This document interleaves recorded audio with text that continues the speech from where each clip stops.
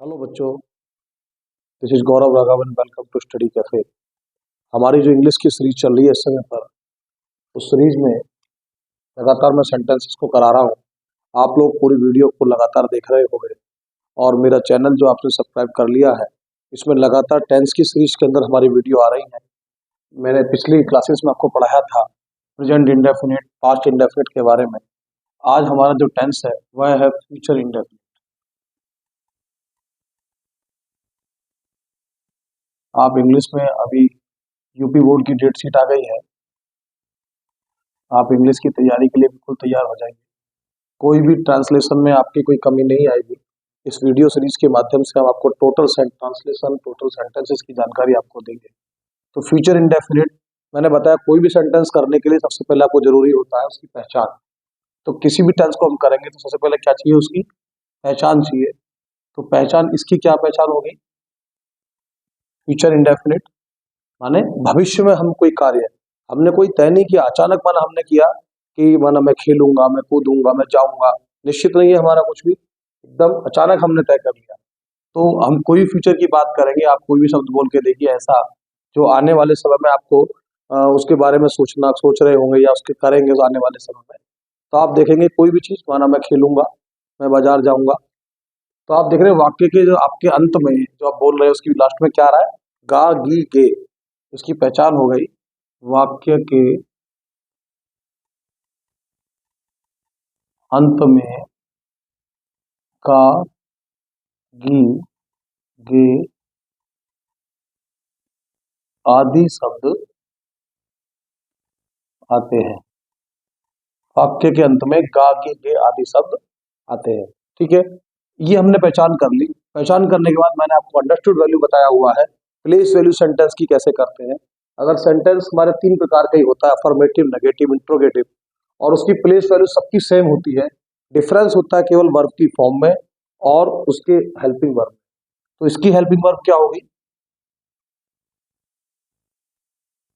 अगर मैं इसकी हेल्पिंग वर्ब की बात करूं तो इसकी हेल्पिंग वर्ब होगी विल या सेल। आजकल मॉडर्न इंग्लिश के अंदर सेल का यूज बहुत कम हो गया है, अधिकतर विल पर चलते हैं। लेकिन रूलिंग के ट्रांसलेशन के हिसाब से हम देखेंगे विल कहां पर आएगा। तो ही, सी, इट, एक वचन, और यहाँ तक कि आपके बहुवचन करताओं में जो थे, मैंने आपको सीरीज बताई थी आई बी यू दे वाली, तो वहां से आई बी को छोड़ दें, बाकी वी, यू, दे बहुवचन कर्ता के साथ। तो सिंपल सा आपके पास रहेगा कि आपको केवल ये याद कर लीजिए क्या आएगा यहाँ पर, विल आएगा। तो आप याद कर लीजिए कि आई और वी के साथ क्या आएगा, सेल आएगा, बाकी सबके साथ विल आएगा। लेकिन मैंने अभी कहा मॉडर्न इंग्लिश के अंदर, तो वह क्या है, आप कोई भी चीज जब आवश्यक या बहुत आवश्यकता के साथ कर सकते हैं या कॉन्फिडेंस के साथ में चीजों कह रहे हैं, तो वहां पर इसका अपोजिट कर देंगे। तो अभी मैंने आपको क्या बताया कि पहचान इसकी होगी गागी के आदि शब्द लास्ट में आते हैं। हेल्पिंग वर्ब क्या होगी, विल या सेल हो गई, या तो विल लगेगा या सेल लगेगा। विल कहां पर लगेगा? मैंने कहा ही, सी, इट एक वचन, वी, यू, दे, इसमें सॉरी वी को हटा दीजिए, यू, दे बहुवचन कर्ता के साथ क्या आएगा, विल आएगा। और बाकी कौन बचा, आई और वी के साथ क्या आएगा, सेल। इसमें भी अगर थोड़ा डिफरेंस है, अगर हमारा, मैंने कहा कोई कॉन्फिडेंस के साथ किया जा रहा है या कोई चीज निश्चित के साथ की जा रही है, वरना मैं अवश्य करूंगा, तो वहां पर ये अपोजिट हो जाएगा। तो अगर वाक्य में अवश्य, निश्चितता हो गई, अवश्य आता है, माना मैं अवश्य खेलूंगा, मैं कल तुम्हें जरूर मारूंगा, मैं कल तुम्हें जरूर कहानी सुनाऊंगा, अवश्य कहानी सुनाऊंगा, मैं दिल्ली अवश्य जाऊंगा, ऐसा आ जाए तब तब ये अपोजिट हो जाएगा। तब आई और वी के साथ हम लगाएंगे विल, और बाकी जितना भी सब बचा बाकी कर्ता के साथ क्या करेंगे, बाकी सब्जेक्ट्स के साथ हम लगाएंगे यहाँ पर सेल। तो ये हमें थोड़ा सा ध्यान रखना है। तो आपको समझ में आ गया, मैंने हेल्पिंग वर्ब बताई, विल या सेल होती, बहुत आसान सेंटेंस है, थोड़ा रूलिंग को समझ लेना बस। और मैं उसके लिए आपके बीच में आया हूँ। मेरा चैनल का जो उद्देश्य है, जो मेरा एम है, वो यही है कि आप लोगों को उस चीजों के साथ बता पाऊं जिसको आप बेसिक इन्फॉर्मेशन, माना ज्यादा रूलिंग के चक्कर में ना फंसे, बेसिक इन्फॉर्मेशन लेके आप ट्रांसलेशन को कंप्लीट कीजिए। तो ही सी इट एक वचन, यू वी, सॉरी वी यहाँ गया, दे के साथ क्या आ गया, हमारा विल आ गया, और आई वी के साथ कितना आ गया, सेल आ गया। अगर उसमें अवश्य आ गया तो हम उसको चेंज कर देंगे, आई वी के साथ विल और बाकी के साथ सेल आएगा। ठीक है, एक बार इसको आप नोट डाउन कर लीजिए। इसके बाद आगे बढ़ते हैं, ये आपके ध्यान में रहेगा ना। तो अब सेंटेंस की तरफ चलते, एक बार रूलिंग कर लेते हैं। मैंने आपको कहा है कि पूरा ट्रांसलेशन 100% आपका कंप्लीट होगा, तो डोंट वरी। अगर मैं इसकी रूलिंग की बात करूं तो सबसे पहले अफर्मेटिव सेंटेंस आता है मेरा, सकारात्मक। अफर्मेटिव सेंटेंस में क्या करेंगे, अफर्मेटिव सेंटेंसेस, अफर्मेटिव क्वेश्चन होगा, हमने क्या बताया, सबसे पहले क्या लगाएंगे, सब्जेक्ट लगेगा। उसके बाद में हेल्पिंग वर्ब क्या है हमारे पास, विल लगेगा या सेल लगेगा। उसके बाद यहां पर वर्ब की आएगी फर्स्ट फॉर्म। फर्स्ट फॉर्म कौन सी होती है, जो उसकी इंग्लिश होती है, जो उसकी मूल वैल्यू होती है। माना गो का जाना गो, खाना ईट, आना कम, जो उसकी मूल इंग्लिश है, जो उसकी मेन इंग्लिश है। तो सब्जेक्ट, विल, सेल, वर्ब, और आपका बच गया ऑब्जेक्ट। तो ऐसे करेंगे हमारा अफर्मेटिव सेंटेंसेस का ये रूलिंग होगा। एक सेंटेंसेस देख लीजिए एग्जाम्पल में, वह कल दिल्ली, पहले जाएगा कर लेते हैं, दिल्ली जाएगा, वह कल दिल्ली जाएगा। तो वह की अंग्रेजी होगी ही। मैंने आपको बताया ही सी इट एक वचन, और आई वी को छोड़ के देना, यू वी दे के साथ क्या आएगा, विल आएगा। तो इसलिए क्या आएगा, ही विल। ठीक है, जाने के लिए क्या होगा, गो। कहाँ जाएगा, दिल्ली।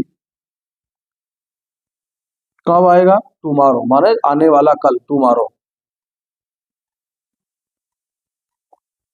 तो वह कल दिल्ली अवश्य जाएगा, he will go daily tomorrow.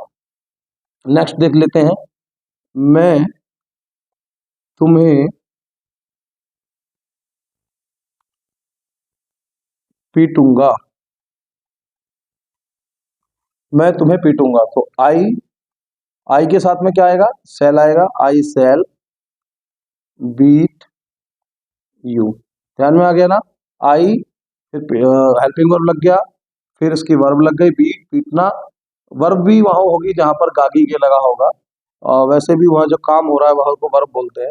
और किसको, तुम्हें, you, I shall beat you. अगर इसी सेंटेंस को मैं इस तरीके से कर दूं कि तुम्हें अवश्य मैं तुम्हें कल अवश्य पीटूंगा, तो क्या आ जाएगा, आई, यहां पर आएगा विल बीट यू टुमारो। तो ठीक है, आपके समझ में आ गया, मैंने एग्जाम्पल लेके आपको बताया। अफर्मेटिव, पहले सब्जेक्ट लगाइए, दैट्स ए बेसिक रूल, फिर हेल्पिंग वर्ब लगाइए, फिर वर्ब की फर्स्ट फॉर्म, फिर ऑब्जेक्ट। मैंने भी बताया आपको हेल्पिंग वर्ब में और वर्ब में इन्हीं में डिफरेंस हो सकता है, बाकी प्लेस वैल्यू आएंगे किस जगह पर वो निश्चित है। बच्चे सेंटेंस का एक नियम सीख लीजिए, 100% सभी सेंटेंस में लगेगा, that's a place value of all affirmative sentences. आप देखेंगे सब्जेक्ट, विल, सेल, ये चेंज हो सकता है, वर्ब की फॉर्म चेंज होगी, लेकिन आएगा इसी जगह पर। तो प्लेस वैल्यू में आप कोई गलती नहीं करेंगे। हेल्पिंग वर्ब को याद कर लीजिए, हेल्पिंग वर्ब फ्यूचर इंडेफिनिट की होती है विल या सेल। तो इसका स्क्रीनशॉट ले लीजिए। नेक्स्ट सेंटेंस पे बढ़ते हैं, हमारा अगला कौन सा है, नेगेटिव सेंटेंसेस। ओके बच्चों,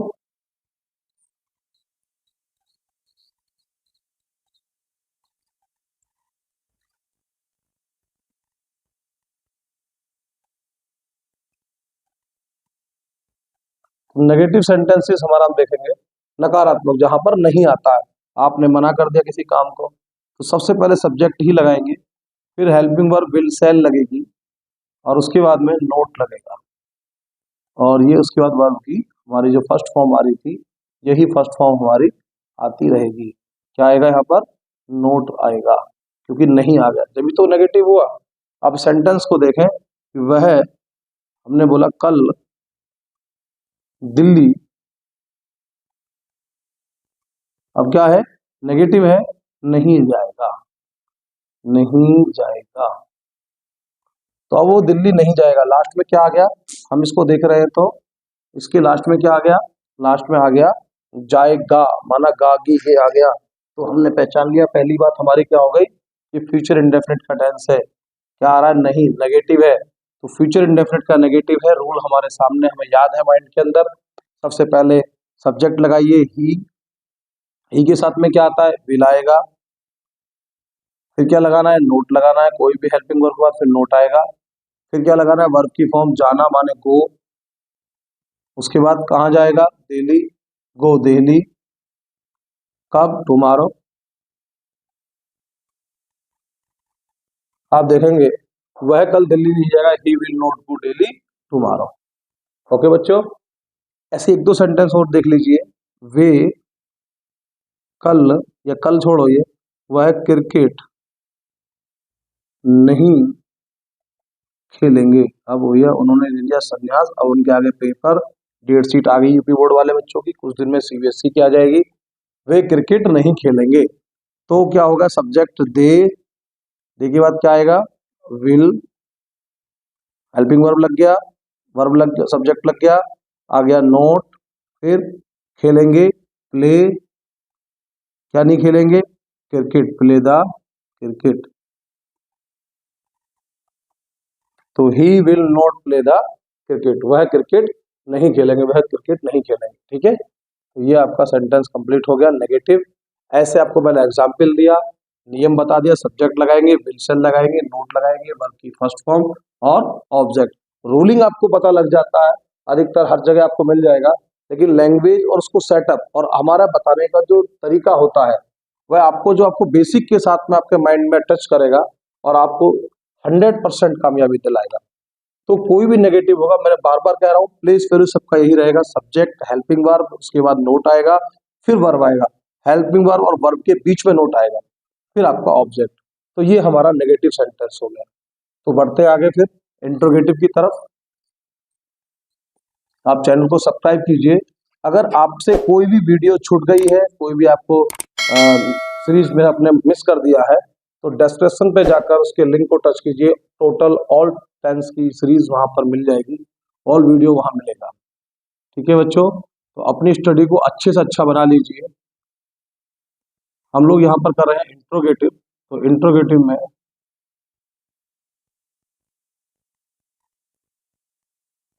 आप देखेंगे इंट्रोगेटिव सेंटेंस माने प्रश्नवाचक। मैंने आपको बताया है प्रश्नवाचक सेंटेंस दो प्रकार के होते हैं। पहला, जब ये प्रश्नवाचक शब्द, जब प्रश्नवाचक शब्द वाक्य के शुरू में आते हैं, शुरू में आते हैं। तो भाई शुरू में मत आइए, नहीं तो क्या होगा, आपकी कोई अंग्रेजी नहीं लगेगी। तब प्रश्नवाचक शब्द की अंग्रेजी नहीं लगाते, कुछ भी हो आप, नहीं लगेगी, अंग्रेजी नहीं लगाते हैं। माना प्रश्नवाचक शब्द कौन से हो गए, क्या, कब, क्यों, कैसे, कहाँ, कितना। यदि ये शुरू में आ गया तो इनकी कोई भी अंग्रेजी नहीं लगेगी। तो फिर क्या लगेगा उसकी जगह पर, हेल्पिंग वर्ब इंट्रोगेटिव में पहले आता है। Point to be noted, helping verb interrogative में सबसे पहले आएगा। इंट्रोगेटिव का डिफरेंस ही यही है। तो हेल्पिंग वर्ब सबसे पहले, हेल्पिंग वर्ब क्या है फिर, विल या शैल, ये सबसे पहले आ गया। फिर क्या लगाएंगे, सब्जेक्ट लगाएंगे। फिर क्या करेंगे, अगर नोट होगा तो यहाँ सब्जेक्ट के बाद लगाएंगे, नहीं है तो कोई बात नहीं, वर्ब की वही फर्स्ट फॉर्म आएगी और लास्ट में हमारा क्या होता है, कचरे का डिब्बा मीन्स ऑब्जेक्ट। तो will sell, subject, note, verb की first form, object, that's a place value. और प्लेस वैल्यू पे आप चलेंगे तो आप सेंटेंस में कभी गलती नहीं करेंगे। मैंने आपसे कहा है कि सीसी पैटर्न चल रहा है, यहाँ पर स्टेप टू मार्किंग होती है, आपने प्लेस वैल्यू को ठीक कर दीजिए। कोई स्पेलिंग मिस्टेक कुछ होगा तो उसका कुछ नंबर कटेगा, आपका पूरा नहीं कटेगा। आप इसकी प्लेस वैल्यू में डिफरेंस कर देते हैं, गलती कर देते हैं। दूसरा, प्लेस वैल्यू आपका बेनिफिट करेगी जब आप रीऑर्डरिंग सेंटेंसेस करेंगे, वहां पर ऑर्डर उसका ठीक करने का सेंटेंस का क्वेश्चन होगा, 2 से 4 नंबर उसमें मिलते हैं। तो उस सेंटेंस में भी आपका ये अगर आपने ठीक किया हुआ है तो आपका कंप्लीट काम करेगा। तो आप देखिए सेंटेंस, क्या तुम मुझे 2 रुपए दोगे? क्या तुम मुझे 2 रुपए दोगे? तो अब शुरू में आ गया इसकी अंग्रेजी नहीं लगाएंगे, तो क्या लगाएंगे? विल। क्या लगाएंगे? विल। विल सब्जेक्ट लग गया यू, नोट तो है ही नहीं, वर्ब देना तो गिव, विल यू गिव, क्या देंगे? किसे देंगे? मुझे देंगे, विल यू गिव मी, क्या देंगे? 2 rupees, will you give me 2 rupees. तो हम ये देखें कि हमें उसने किया क्या है।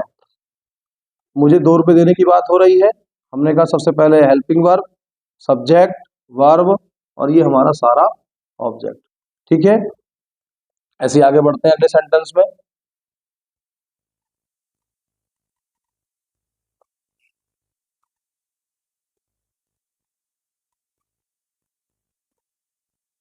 क्या यह लड़का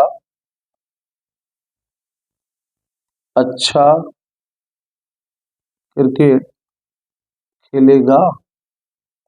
भविष्य की बात हो रही है, क्या ये लड़का अच्छा क्रिकेट खेलेगा? आप देखिए इसमें हमने ये मिस्टेक की है, आप इसको करना मत। इंट्रोगेटिव मार्क हिंदी इंग्लिश दोनों में लगेगा, तो नंबर आपका कट जाएगा इस बात पर। शुरू में आ रहा है, इसकी नहीं लगाएंगे। क्या लगेगा? हेल्पिंग वर्ब, क्या सब्जेक्ट का? यह लड़का, तो विल। दिस बॉय, उसके बाद क्या आएगा? हाँ नोट आएगा, थोड़ा सर्दी चल रही है, नोट इसमें है ही नहीं तो नोट लगाएंगे नहीं। क्या आएगा? वर्ब आएगा प्ले। प्ले के बाद में क्या रह गया? यह लड़का सब्जेक्ट हो गया, वर्ब हो गई, क्या रह गया? ऑब्जेक्ट अच्छा क्रिकेट, प्ले गुड क्रिकेट। तो आप इसको ध्यान से देख लीजिए, इंट्रोगेटिव पार्ट। इस तरीके से हम अपना अफर्मेटिव इंट्रोगेटिव का फर्स्ट पार्ट कंप्लीट करेंगे। जब प्रश्नवाचक शब्द वाक्य के शुरू में आते हैं तो उनकी अंग्रेजी नहीं लगाएंगे, विल शैल सबसे पहले आएगा। ठीक है, आप अपना प्रैक्टिस सेट को, अपनी कोई भी इंग्लिश की ग्रामर की कोई बुक लेकर वहां से प्रैक्टिस सेट को ले लेंगे, वहां से कंप्लीट कर लेंगे अपने आप को, और मुझको कमेंट में अपना प्रैक्टिस सेट का फोटो खींचकर भेजेंगे, तो मैं आपको साथ में उसमें देखूंगा उसे और साथ में कन्वर्ट करेंगे उसके लिए। ठीक है, तो उसका सेकंड पार्ट देख लीजिए, जब प्रश्नवाचक शब्द वाक्य के कहाँ आते हैं। इसका स्क्रीनशॉट ले लिया आपने, ले लीजिए। आपको प्रॉपर नोट्स बनाना है। देखो बिना नोट्स, नोट्स हमारा सबसे अच्छा मित्र है। नोट्स नहीं बनाएंगे तो एग्जाम में हम, वही कहते हैं ना, लेंटर जो आपका छत होती है, बहुत से लोग हम लोग एक बात कहते हैं कि बहुत से बच्चे क्या होते हैं एग्जाम टाइम में, एग्जाम देते समय अपने आप को कंस्ट्रक्शन का ठेकेदार बन जाते हैं। कैसे? वो छत गिरना शुरू कर देने की, लेंटर में तार कितना है कितना है, वो कुछ भी कर रहे होंगे। मैंने तो एक विषय लिया कि वह क्या करते हैं, वो ढूंढते हैं, क्यों? वो सॉल्यूशन तलाशते हैं। पर सॉल्यूशन तो भाई हमारे माइंड में हमने सेटअप ही नहीं बनाया, इसलिए मैंने कहा नोट्स बनाइए, पूरा पूरा कवर्ड आपके ध्यान में आएगा। जब प्रश्नवाचक शब्द वाक्य के कहाँ आते हैं?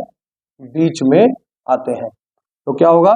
तब उनकी अंग्रेजी भाई नहीं लगाते, सबसे पहले लगाते हैं। अब क्या लगाएंगे? अंग्रेजी सबसे पहले लगाते हैं। अगर ये बीच में जाएंगे तो अंग्रेजी सबसे पहले आएगी।